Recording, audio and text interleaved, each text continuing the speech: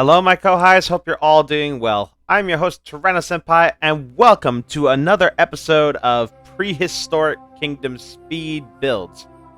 And today, we are continuing the Hell Creek build of the park with the Edmontosaurus and Triceratops process enclosure. And we're actually going to start off by actually making the Ankylosaurus enclosure concrete rather than iron bars or whatever I had before. Based on the fact that, like, it seems that these animals that we're going to be enclosing require a much stronger fence. So, hence why I'm going all concrete for this particular build until a strong fence with, some visibility is made. But anyway, I do the basic thing, trace a path and try to put a fence around it. This is actually, at the moment, the biggest enclosure in the entire park. In fact, this whole build, it took two streams to do, because I'm doing this on Twitch now. So it's a big enclosure with a lot of animals and a lot of work comes with it naturally. I think at the moment it's like 55,000 square meters. So it's even bigger than the Lambeosaurus, Styracosaurus, and Parasaurolophus enclosure. It's a lot of space. It's insane. But anyway, I'm now going through and selecting my Edmontosaurs. We need 2 males and 9 females. And I picked the best ones, in my opinion, that I think look cool. And then it's time to pick the females. And really, we're only going to get rid of one. And I think you could probably guess which one that's going to be. And then it's time to pick the Triceratops. And I have to say, I have never actually put this species of Triceratops in my parks before. This is the first time I've actually put one of these down. And they look so beautiful. I love the frill patterns that the males have with the yellows and blues and greens. It's fantastic. Absolutely love it. But we got 2 males and 6 females together, because that's the suggested population. Who would have thought? And now it's time to get back to work on the thing that became the bane of my existence for this particular session, which would be the Boardwalk. Now, it wasn't that much of a pain when I was building it for the Ankylosaurus enclosure, but it became a much bigger problem when it came to bringing it over to the Edmontosaurus and Triceratops enclosure, because, well, they're taller than the Ankylosaurus by a fair amount. So I knew that I was going to have to raise it up by using the stairs and such. I assumed that one would be more than enough, but because, I didn't flatten out the map or something to that effect, it's still too short. So I have to do this a couple of times, and it gets pretty infuriating. I like how this boardwalk turned out in the end, but it was so infuriating to work on. It's also one of the big reasons why that the stream was so long as it was, and also why it wasn't done in a single go, because I just lacked the patience to do it anymore. So there's really not much for me to talk about here, because honestly, it's just me trying to get this boardwalk straight so the Edmontosaurus and Triceratops can get under it without, glitching through it. And it's just super annoying for most of it. It's tedious, and I don't like tedious work. I like things to be done quick and easy. And there's really not much for me to comment here. All I'm doing is just copy and pasting and adjusting the height so, it works well.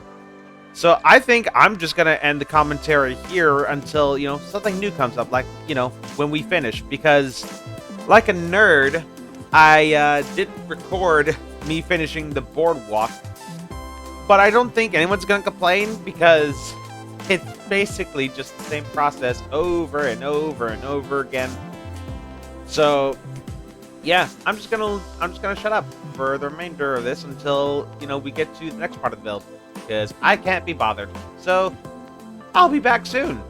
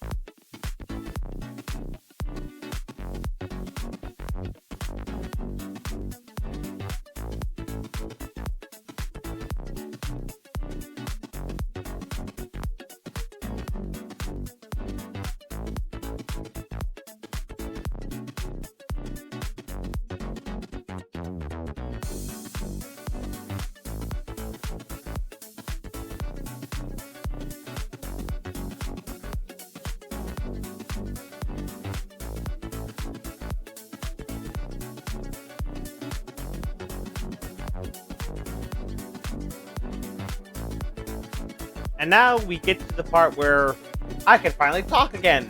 And that's just, building out the interior of the enclosure by placing down feeders and water and such. So, once again, I wanted to make a sort of wetland sort of biome in this enclosure, but I wanted it to gradually change into a coastal one. So it would blend in, kind of, with the Tyrannosaurus Rex enclosure that we're inevitably going to be building. I had an idea of, I'm going to put, a waterfall up here. And not an incredibly tall one, just a very short one, as a matter of fact. And it's just, the river is just going to sort of cut through the middle of this enclosure and dominate most of it.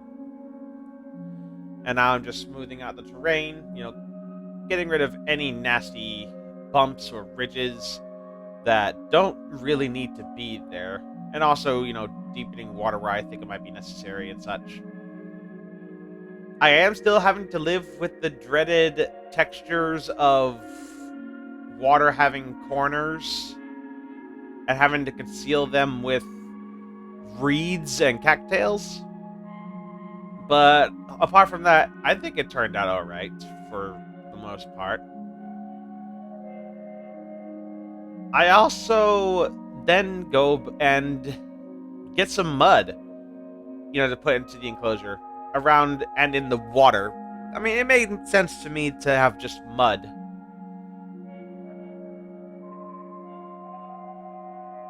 And of course, I go and deepen the water a little bit, try to make it seem a little bit more fleshed out. And also give the dinosaurs the ability, if they so choose, to, swim a little bit. And now comes the task of following a dinosaur around with a different terrain paint. So I'm just going around and following as many dinosaurs as I possibly can with the terrain paint and marking down a path. You know this process by now at this point.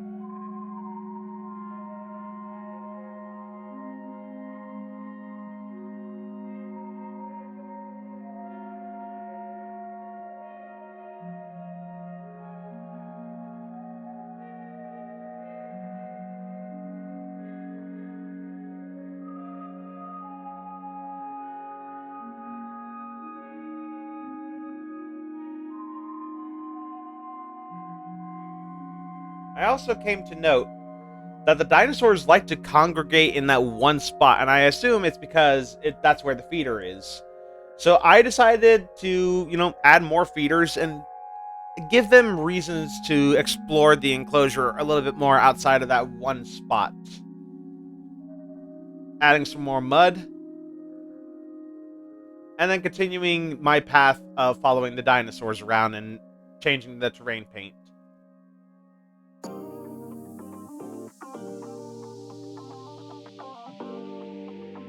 Then it was time to come up with a shelter. This isn't the final design for the shelter. In fact, it's not even close to being the last one. I also decided to put in some giant umbrellas. I know these are meant to be like shade sort of shelters for sauropods, but I figured I might as well shrink them down and use them for the Edmontosaurus and Triceratops as well. And now I'm building up the waterfall. And what better way to build a waterfall than with rocks?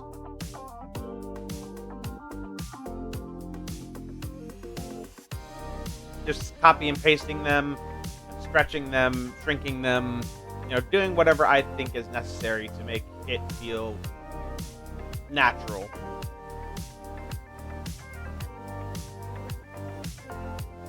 I know I'm not commenting on a lot during this video, but it's not like my other builds where, it's easy, it's simple. This is a very long, very complex build. In fact, this is probably the longest speed build video I have. If I quickly look up my speed build videos really quick, I got YouTube up right now, going to my channel, and then go to playlists, and then Prehistoric Kingdom speed builds.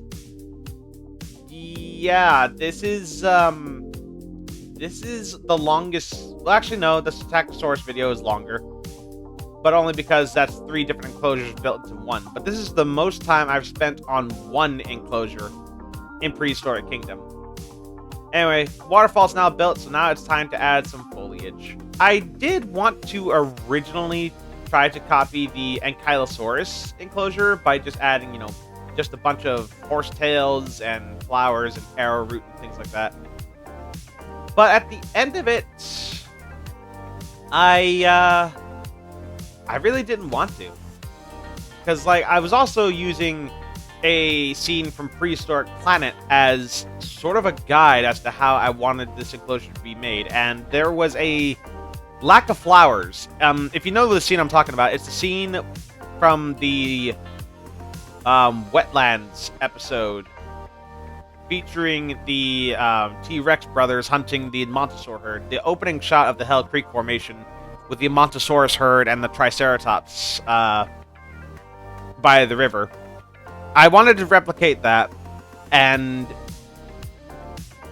this just wasn't it. There was just so much dense foliage and such that I decided that, you know, I was going to cut it all down and try to make, you know, an actual shelter. Now, granted, I said I would try, but as I said countless times before, and I'll probably say countless times again, I am not very good at building animal shelters in Prehistoric Kingdom, or really any kind of building. In fact, one of my friends from Discord and, you know, a streaming buddy of mine is actually far better at than I am. He built a whole he spends more time building bathrooms in Prehistoric Kingdom than he does actual enclosures.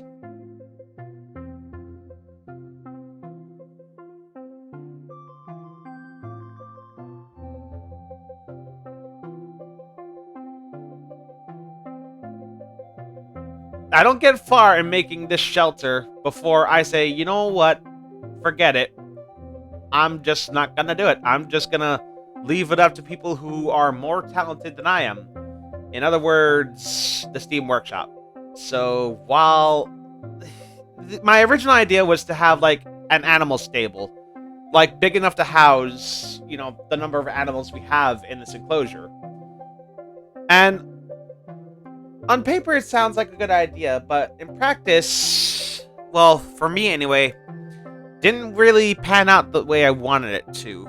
It was proven to be too challenging, and I already had an annoyance in the form of the Boardwalk, because that in itself was a whole process, and I'm a very patient person, you guys, but even I have my own limits.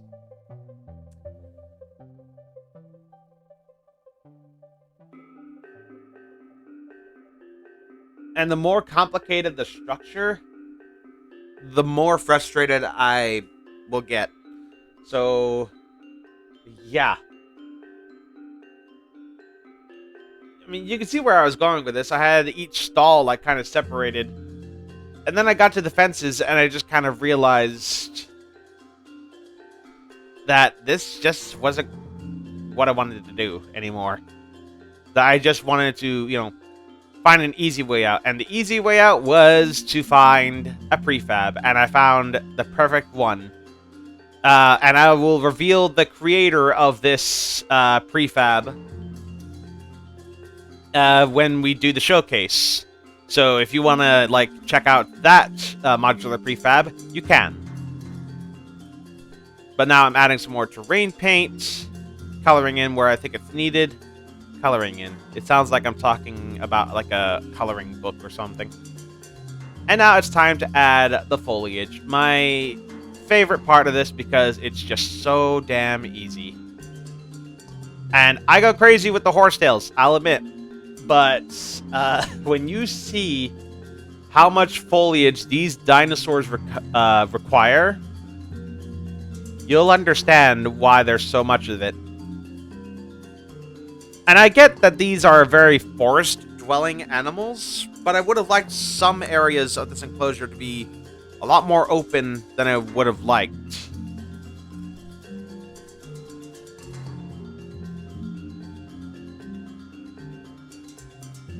So all I'm doing now is just putting down horsetails and such along where it's actually close to the water. I don't place it everywhere, only where it's like closer to a water source.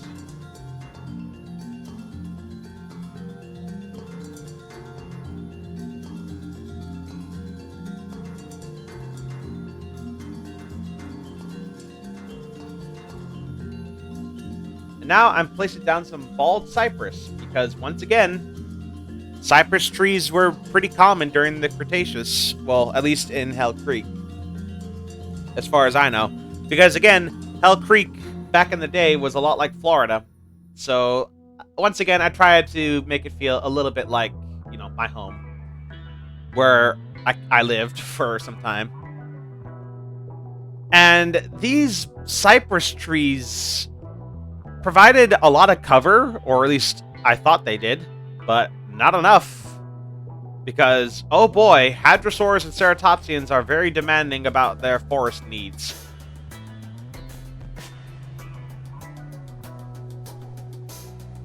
So then it was time for me to switch over to coastal. And I switched from using cypress and horsetails to using ferns to cover the ground. And my original idea was to use redwoods, but I figured they're a bit too thick. I don't know why, but in this enclosure it just doesn't work.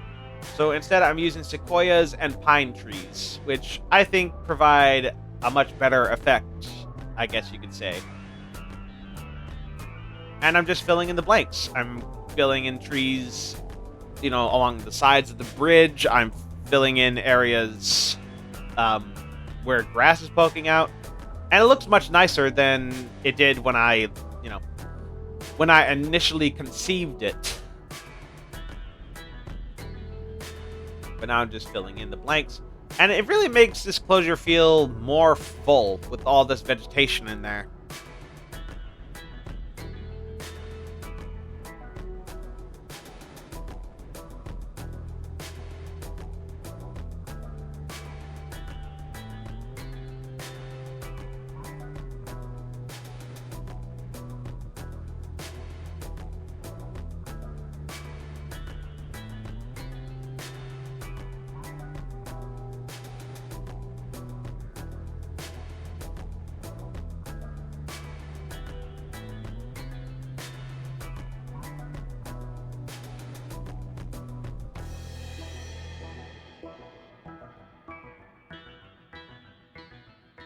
And now I'm building up the forest of the enclosure. This is part of the transition that will eventually lead to the Tyrannosaurus Rex enclosure, where it's gonna be very forested, with some open areas, but most of it is gonna be concealed by, coastal forest and things like that. Because, at the end of the day, T-Rex are ambush predators, and they need a place to hide for when they hunt.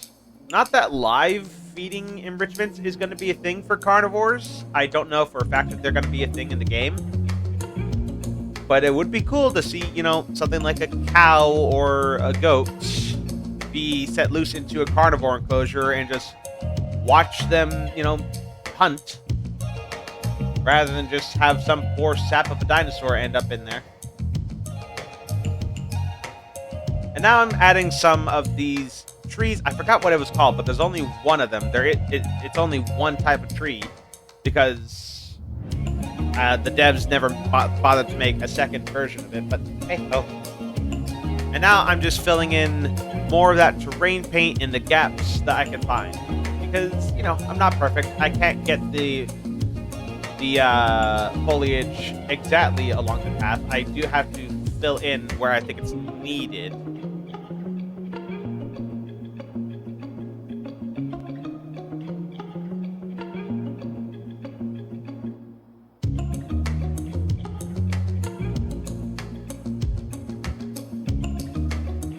And then it was time to finally finish the boardwalk by adding information boards, binoculars, and donation boxes. that for the Edmontosaurus and, of course, the Triceratops.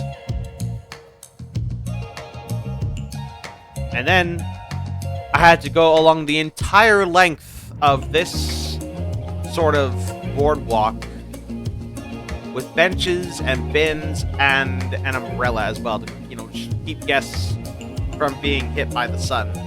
Or, in case it's raining and they need to take cover, that sort of thing. And that's basically the rest of the build done.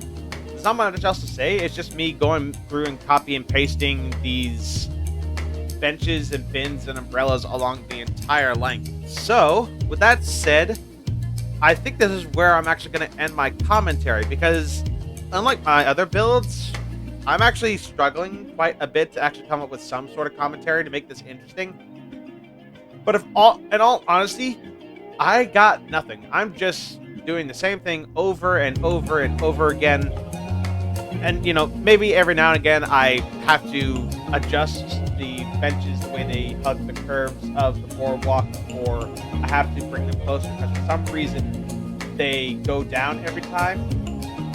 Like you can see, like I'm having to constantly move the benches and stuff up and down because they're lifted off the ground as soon as I move them. So yeah, with that all said, I guess I'll just wait to talk again when we showcase the enclosure, which is actually not too far away from now that I look at it. So I guess I'll see you then.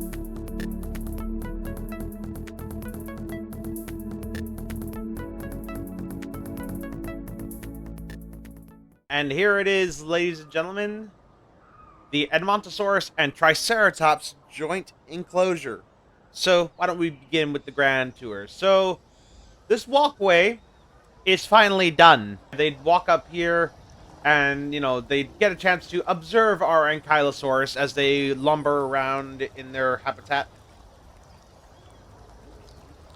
Happy and, comfortable. Yeah, look at that. They can perfectly go under here. Imagine being a park guest and you just see that. And then, yeah, that looks awesome. Just watching as an Ankylosaurus just walks from underneath. That's really cool. Anyway, and then guests would climb up these stairs, and this is how they would view the Edmontosaurus and Triceratops enclosure. And, they can sit on the benches and throw away trash in the bins, because we don't like people throwing garbage in a dinosaur enclosure. But they can also learn some facts about the dinosaurs as well, and maybe get some awesome donations to help support the zoo and such. And then if we go through here, we can learn about the Triceratops as well. Then the guests would come out through here, and this is where we're going to end up building the Tyrannosaurus Rex enclosure. So yeah, this is going to be a future site. The guests can also roam around the enclosure. There's not really any viewing galleries or such for them to view through. I mean, except from this one, which I built off camera. I need to put down some more, because all this is just concrete wall. There's nothing really for the guests to see outside of that. I mean, and of course, they can also use this path to view the Ankylosaurus enclosure, which is all fun. Yeah, they go all the way around the exterior of the enclosure. But anyway, let's take a closer look at this place, shall we? So, the keeper can come through this gate here, and this is how we're going to get in. Oop. They can come in here, and this is where they can enter the animal shelter here. This was made by, let me get the name up, RKPTR on Steam in the Prehistoric Kingdom Steam Workshop. They have created a far better shelter than I could ever make. And, the keepers can come in here. This is where they can, put supplies and stuff. I just noticed that there is a bucket floating, but that's okay. Anyway, and they can come through here. And this is where the actual animals come in to get some rest. We got separate stables. I really like what the creator of this prefab did. Really like it. Oh! Oh, we got rollies! Oh, you're adorable! Yeah, both the Edmontosaurus and the Triceratops can come in here and use these beds and such. Really nice. But anyway, we come out here to this big open area. Well, I say open, but it's pretty forested. And the keeper could come through here. There's a giant river that flows through this enclosure, and there's also a isolated sort of frozen fruit feeder just for the Edmontosaurus because the Triceratops have yet to have an enrichment item. But anyway, and we have, you know, this river here where the Edmontosaurus can drink from, and if we go around here, there is a waterfall. It's not very spectacular, but it's cool. I mean, look at this. Look at this Triceratops wandering through the horsetails. It looks something straight out of like a documentary. This environment, minus all the human-made stuff, looks very prehistoric. The herbivores can come through here, and there is a sort of private plant feeder here for them to feed on if they want to feed away from prying eyes and that sort of thing. And there's another feeder, but this one is out in the open for the guests to see so they can watch as the Edmontosaurus or Triceratops eat from here. Both can eat from these feeders. And there is another feeder over here on this little peninsula, which I think this guy is going to eat from. Yeah, he is. Look at that.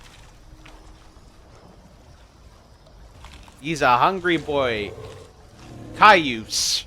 And very brightly colored, too. I love the blue stripe, like, on the face. And they have this giant, like, river part here where they can swim through. It's like a giant pool for them. The Triceratops really like to go through here, which is shocking considering, you know, you wouldn't think Triceratops would actually enjoy being in water as much as these guys do. I also really love the frill patterns of our males. Those are gorgeous frills.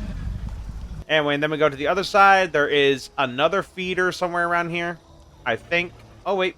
There it is. There it is. And the Triceratops, I think, is about to eat from it or already had. Yeah, you have already eaten. Damn. Okay.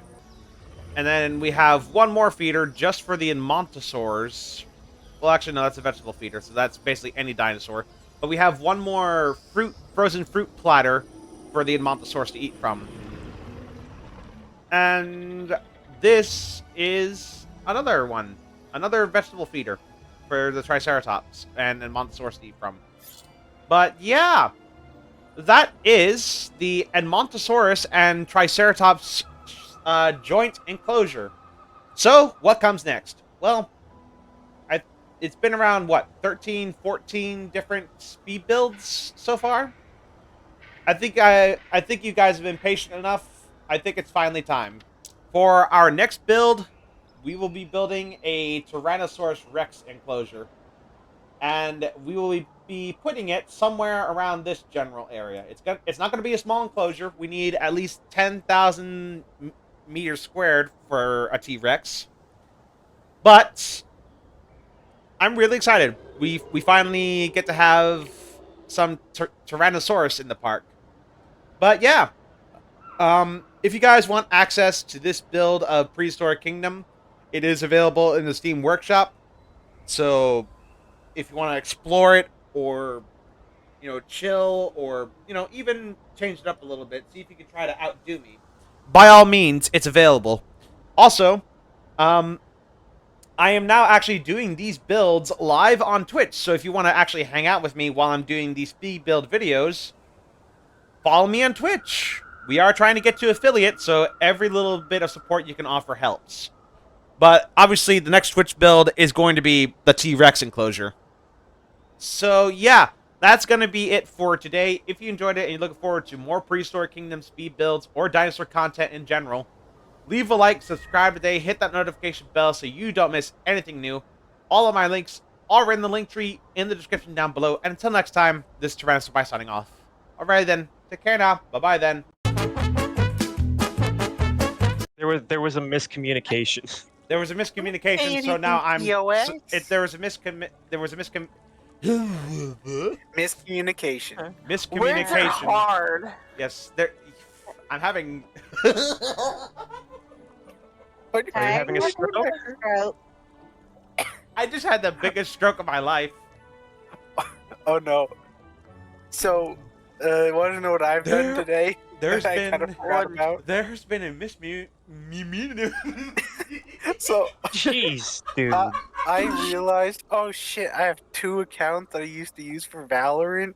Yeah, after watching people play it, I'm like, no, I'm just deleting these accounts. So I put in 2 fucking requests today.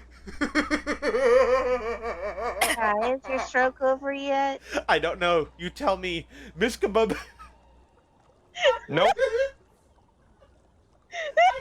I can do this. I Okay. swear. Seriously, do you smell toast? I can do it. I promise. Okay. Hi. Shut up. Re- Shut up. Dude, Shut up. Let Say me it talk. with me. Miss. Miss. Communication.